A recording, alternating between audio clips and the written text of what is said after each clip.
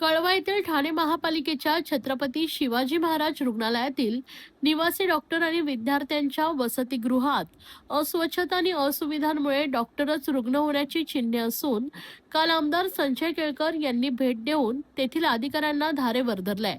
यावेळी 2 आठवड्यात समस्या दूर करून सुविधा देण्याचे अधिकाऱ्यांनी मान्य केलंय। निवासी डॉक्टर आणि वैद्यकीय कॉलेजच्या विद्यार्थ्यांनी केलेल्या तक्रारीनुसार आमदार संजय केळकर यांनी छत्रपती शिवाजी महाराज रुग्णालयातील वसतिगृहाची पाहणी केली। वसतिगृहात सर्वत्र अस्वच्छता, अस्वच्छ पिण्याचे पाणी, दुर्गंधी असल्याने निवासी डॉक्टर आजारी पडण्याच्या मार्गावर आहेत। तसेच झोपण्यासाठी देखील पुरेसे बेड नाहीत। याबाबत निवासी डॉक्टरांनी निवेदन देऊनही समस्या दूर झाल्या नसल्याच्या तक्रारी निवासी डॉक्टरांनी केल्या आहेत। याबाबत केळकर यांनी डीन स्वप्नाली कदम यांची भेट घेऊन चर्चा केली। यावर 2 आठवड्यात वसतिगृहाला आवश्यक सुविधा देण्याचे अधिकाऱ्यांनी मान्य केलंय। यावेळी डॉक्टर योगेश शर्मा, डॉक्टर अथर्व शिंदे, किशोर सोनगडा तसेच कृष्णा भुजबळ, विशाल वाघ आदी उपस्थित होते।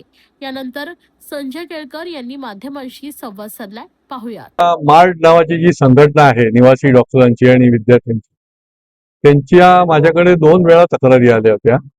आणि ठाण्याला जे आपलं मेडिकल कॉलेज जे आहे, या ठिकाणी छत्रपती शिवाजी हॉस्पिटल आहे, तर या ठिकाणी ही सगळी लोक सेवा देतात।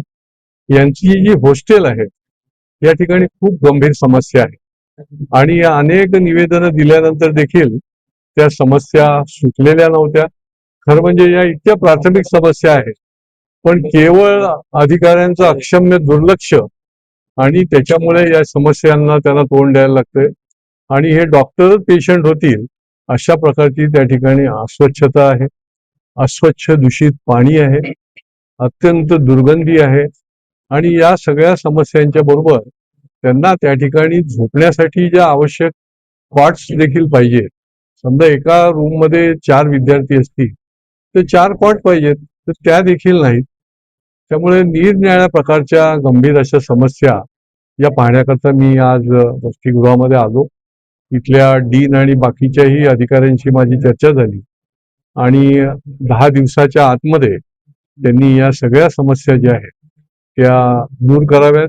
खरं म्हणजे इतक्या प्राथमिक समस्या आहे की यांनी ते करायलाच पाहिजे होत्या, परंतु त्या केल्या गेल्या नाहीत। कारण की कॉन्ट्रॅक्ट सिस्टीम आहे, ज्यांच्याकडे कॉन्ट्रॅक्ट आहे ते मनमानी कारभार करतात।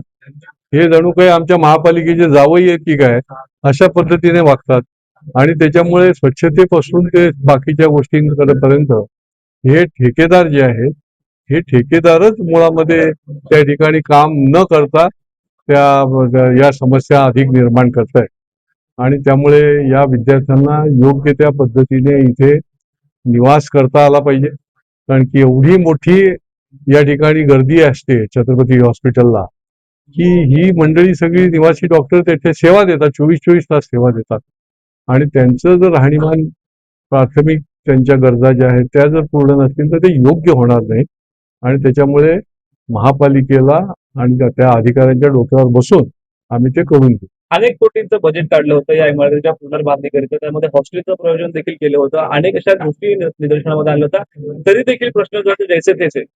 याच्यामध्ये ज्यांच्यावर जी जबाबदारी आहे त्यांची अक्षम्य त्यांची दुर्लक्ष असल्यामुळे हे सगळं होतंय। खरं म्हणजे त्या ठिकाणी ज्यांच्यावर जबाबदारी आहे त्यांनी त्या ठिकाणी जाऊन बघितलं पाहिजे। त्या ठिकाणी दर महिन्याला 2 महिन्याला योग्य ते पद्धतीने काम होतंय की नाही ते बघायला पाहिजे। हे पगार घेतात आणि कामचुकारपणा करतात। या महापालिकेचं आणखीन वैशिष्ट्य आहे की इथे कारवाईच केली जात नाही। कोणी कितीही भ्रष्टाचार, शेवटी रेड हँड पकडल्यावर एका अधिकाऱ्यावर कारवाई झाली अशा प्रकारची परिस्थिती आहे।